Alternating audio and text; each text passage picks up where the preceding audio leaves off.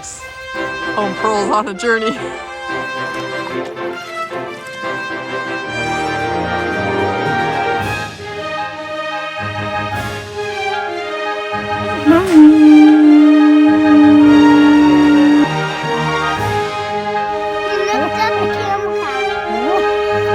Don't worry.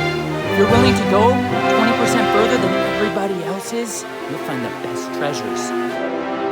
Delectable little morsels of raspberry-like goodness without any thorns. We're back with more mushroom hunting. Wisteria vine is a fierce little guy to try to read together.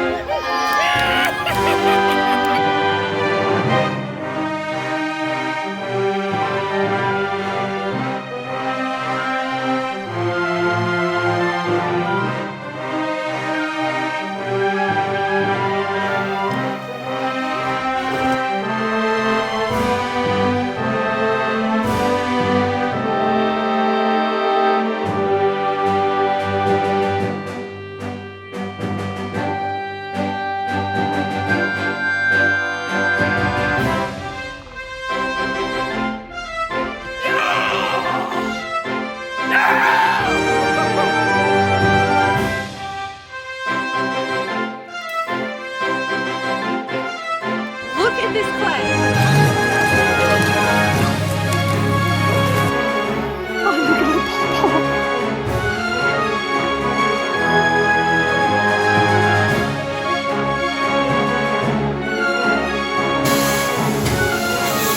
I'm making St. George 10 pence.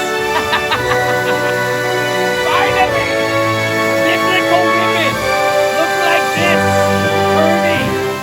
Able to hold the whole entire house together. Jael. Savage Slayer. Of Sisera. Yes! Gotta pray to Yahuwah that he gives you a righteous head apple. St. Ark. Ark of the Covenant wood. 10K. Like long-lasting wood of immortality. That's like a righteous woman who's more precious than rubies. Well, shalomi homies. I'm out with good old thunderous Abraham, the mighty Kior. How you doing, Abram? I'm gonna say hello. Hey, so it rained last night. It hasn't rained in a few weeks, which means mushrooms are gonna come sprouting about, and I'm hungry. So is this guy all the time. Tell him. He's always hungry like me. So I just took him and I out for an adventure because when the ladies come, it's just a totally different thing. Yesterday, they wanted to go for a big walk, and I like to just walk in the woods. I'm like this. I see a forest, and I want to go in there. Even though there's people's houses and stuff around here.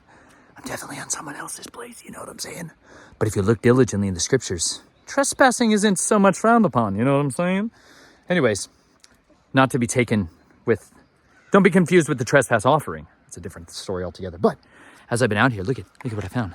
Wood ear. Look at that. Look at that gelatinous blob of mystery breakfast. See this little guy?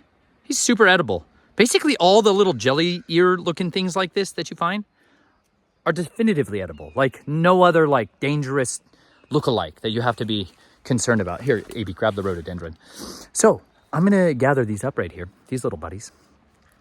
I'm gonna cook them up. People are always like, eat them with ramen noodles. I'm like, well, I don't eat ramen noodles really. So I'm gonna just cook them up with butter because it's delicious. Butter, praise be to Yah.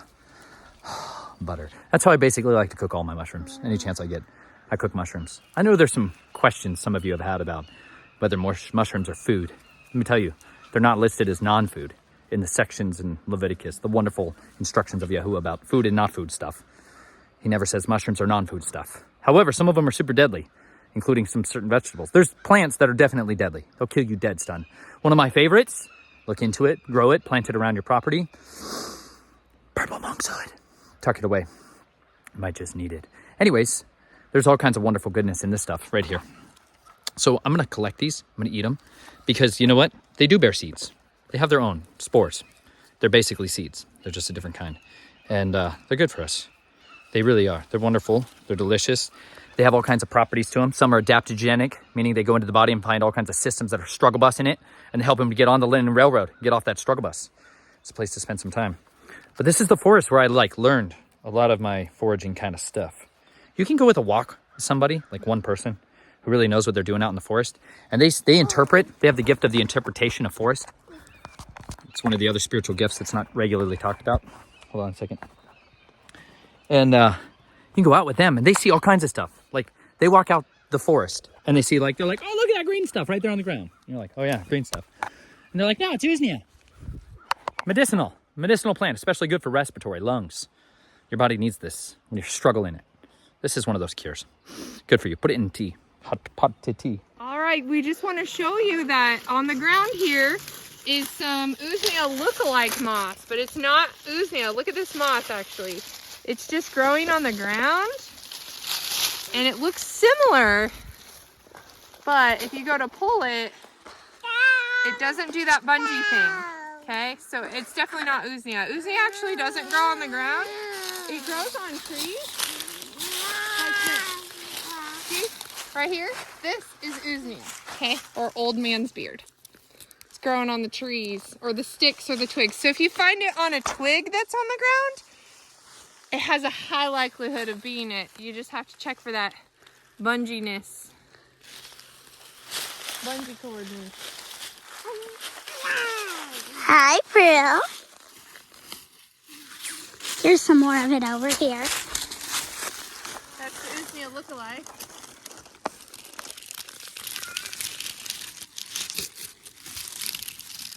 It's very crunchy, like I can step on it. And it's crunchy. Super pretty.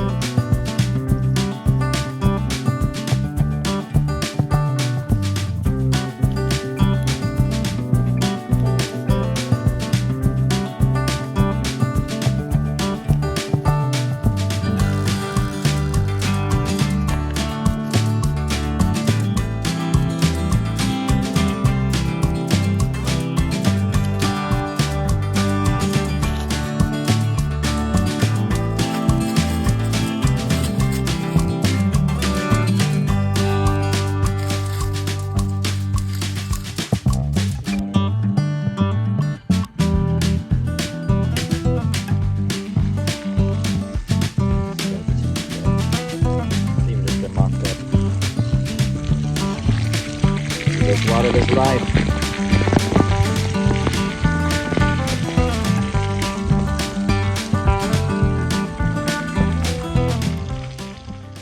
But otherwise, most of us have just completely lost this art form. Like, we don't understand anything we see when we walk out the door because we were raised in a culture of horrible brainwashing that kept us out of forests like this. Like, they're nervous about it. Even my wife, I have to work on her. She's like, it's not desirable to her to just go walk directly into the forest. And I'm like, honey, that's where all the good stuff is. You don't know what you're gonna find until you get down there. Like, it's a great adventure. I like to do it at night because most people aren't out. Pray for Yah to send me thermal imaging goggles. I need some thermal and night vision so I can really do it stealthily. Listen to that hawk, he agrees. I wanna have vision like he does. But when I take Abraham, I have to learn how to do it a little more carefully. And everybody, the more you go out, the better you're gonna get at identifying stuff. Like, there's these trees right around here, right? We got like eastern white pines. We also have eastern hemlocks over here. And we've got these persimmons. Look at this tree right here. Look at this. He's telling a story. He's got testimony to talk about. Look at this guy. This gigantic tree. Oh my. That one's been messed with. Look at him. You see that? That gigantic star? You know what that's from? Stinking lightning, son. That guy took one straight to the dome. Boom! He got a little more close to Yahuwah's thunderous power. Instantly. Literally exploded the bark off of him. Look at that. Now you got other bugs that start attacking him, but look at how mighty he is. He's majestic. Probably can't get the size of his scale. But look at just the size of his scar next to my head. He's huge. I could hug this tree all day and never get around him. He's awesome. What do you think, Abraham? Abraham, Grab the tree. Oh, leaf in the eye. Anyways, it's one of my absolute favorite things to go out in the forest because there's these incredible lessons that are waiting out here that we cannot learn any other way. But if we stay inside in the comfortable environment, you know, like if we stay in the comfortable environment all the time, the faster we seek comfort, the faster we age. It's reality. Like, it's built into the system. The more we actually are willing to put ourselves in dangerous situations, like this incredible tree was, because he was the fastest growing. Shot up to the top. You know what he experienced? Suffering. He literally got hit so hard, man, he blew apart a chunk of himself all over the place. But into that space, Yahuwah has given him strength. He's got a story to tell, y'all. He's a survivor. I mean, what a story. He tells the other trees, they're all like talking about it. They're like, oh yeah, I totally survived that hunter when he came in here and shot a bunch of stuff and chainsawed a bunch of my neighbors down, but I lived. And he's like, remember the time I survived the lightning? And they're like, dang it, Carl. You always talk about the lightning strike. Come on.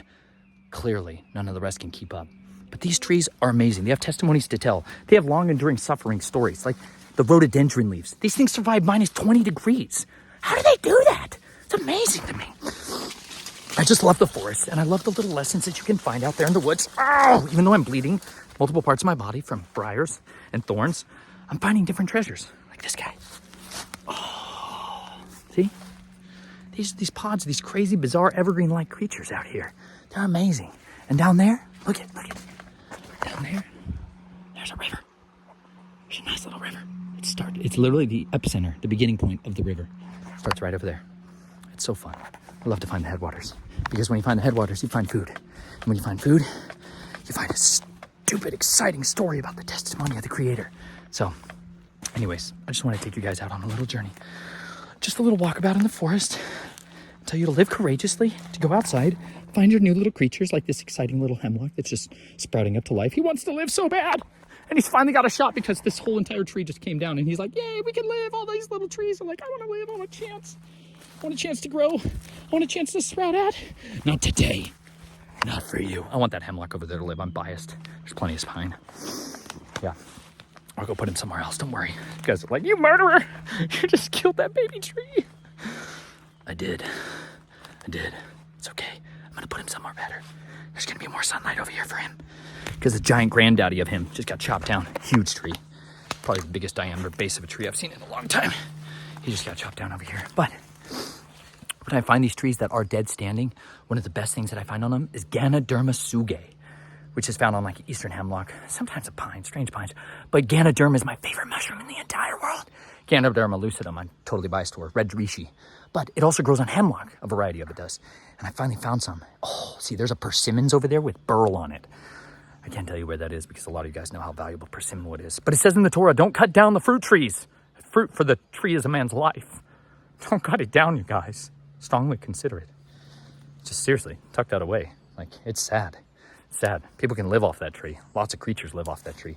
Persimmons are amazing. It's the sweetest, like, fruit in North America. The only thing that's sweeter is a date. Abraham loves dates. Huh, buddy? No persimmons right now. But, anyways, you guys live courageously out there. Go find a forest. Walk into it aimlessly. Have no direction. Just pray to Yah. Say, bring me your treasures. Help me find something interesting out here so I can have a testimony about you and a relationship with you. This is the place to cry out from. All of creation, it says, testifies to him. Read Romans 1. It's invigorating. You can watch my video about sun pillars and suppressors. I read Romans 1. All of creation has a testimony, crying out day and night, so that man is without excuse. Evidence of our Creator is abounding. But you know what? It's generally not found in the bricks of Babylon. It's really hard to find in there. It's easier to just get angry at the people that you find around you. It's easier to just be embittered of soul and being. And you know what? To pray for the lightning strikes against your neighbors. But you're out here in the forest, you know what? You find out Yahuwah is still good. Yeshua is still on his throne. We can still glorify and testify of his goodness and his faithfulness forever. Hallelujah. Get burls.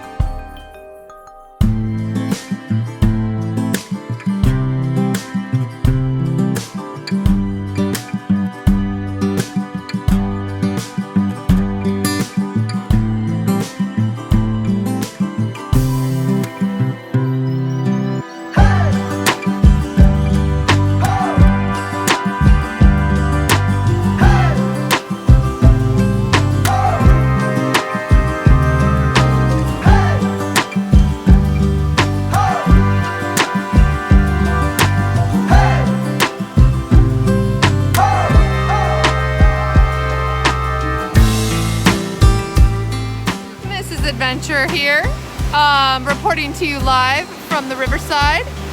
I found a rock. Do you see the garnets? Tell me if you can see the garnets. Okay, those little pink stones, pinkish purple stones, are the garnets. And they are almost in every rock down here. I'm not even kidding you. And when they get crushed, the garnets will be left because they're harder than the rock around it. So in the river, we're able to find just loose garnets themselves, handfuls of them.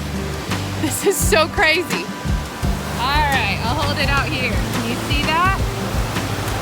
Do you see all those little garnets? Those round circular stones within a stone? That's what we're talking about, folks. Those are garnets. Isn't that incredible? Pink and purple. So beautiful. Awesome. I just found the cure for snake bites. Yes! I think it's called rattlesnake plantain. Oh my gosh, oh my gosh, oh my gosh. Right at the base of this incredible other trees. Okay, hang with me.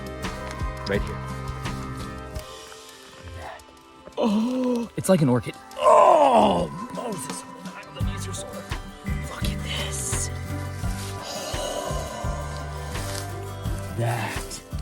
The cure for snake bites. You betcha. Like the cobra venom. Look at him. Good for you, buddy. Seriously, this is like one of nature's like, oh, there's more. Look at this. Oh my gosh, there's a stinking colony. Oh my gosh. It just keeps going. Y'all, I long for the cures because I study a lot of the terrible problems out there. I know, you can watch problem people all day long on YouTube or on any of your Rumble or BitChute. You can watch problem people all the time talking about all the problems, which I get. You got to know the problems, right? But I never want to bring somebody to the problem without bringing them to the cure. Like I'm about to do an entire series on the electric dragons and the invisible rainbow and all of the things pertaining to life, how the body systems actually, there's even more, how the body actually functions and operates in an electrochemical world. Like how does it actually process things like water, nutrients? How are we affected by environmental toxins? What actually causes these things to happen in our body? And how do we like heal? How do we get restored? Anyways, I am always looking for the cure side of the things because I can study all the problems all day long, but I'm like, what good is it? As wisdom increases, so too as knowledge increases, so too does sorrow.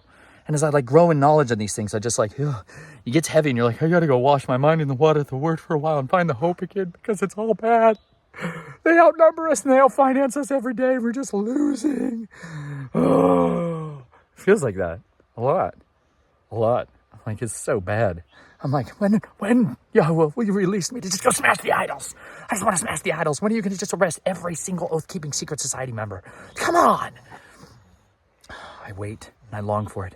And then he takes me on a forest walk and shows me rattlesnake plantain. He's like, it's going to be okay. I got the cures hiding in the forest. It's going to be all right. They can't hide us from all the cures. This is goodness right here. Plantain, you guys, is like one of the most nutritional things for dealing with toxins, poisons, like venoms in your body. Like you get bit by a snake, plantain, go to plantain, which is darn near ubiquitous in most people's yards. It's like a weed to most people. Huh. Yeah. We like plantain tea. We do a lot of plantain teas. I do most of my medicinals in tea form, right? I also can do alcohol extracts. You can make it for like in a tincture form and stuff like that, which may be more what I'll do with this because I don't want to use it unless, I need it. But you can harvest this, dry it out, and save it like that. And you can use it as a poultice, right? Where you chew it up and you spit it right on that thing and just rub that thing in. Or you can use it as like an extract. So you got some options with this. But I'm just so encouraged because there's always cures. There's still the cure is still out there. Yahweh is still good. And he will take care of us, you guys. Just cry out to him. Go into his creation. Have a great time. Love you all. See you more. Little later. All right, I'm back at the house. Got some butter heated up. There's our little, I just dropped one. There's our little jelly ears. Wood ears, sometimes they're called wood ears. There's another one that's called like Judas ear. witch's ear, kinds of stuff. Got a little different. There we go. Oh, scrumptious snack. Chelsea's not impressed. She does not want any. She doesn't care for the gelatinous material stuff. We got some orchids, rattlesnake plantain, make into a tincture here. And big old thunderous man who's exhausted and ready for bed. I ended up finding more than like 120 of those guys right there. Amazing. We're replanting a bunch too. We just love to domesticate them. Bring them near. Draw near unto me. Okay. Oh God.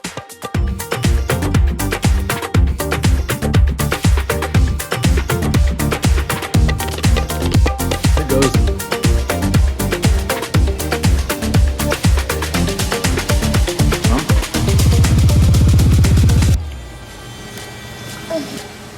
Not a lot going on there.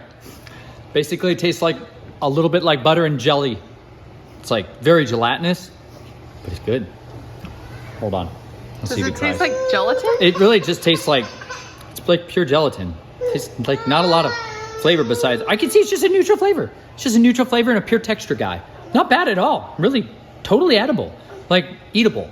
I could drop those in a salad and really surprise some people. Please don't drop them in mine. They're on their way, baby. Ah! I love it. I got food today. Hallelujah. I'm eating something I found out of the forest.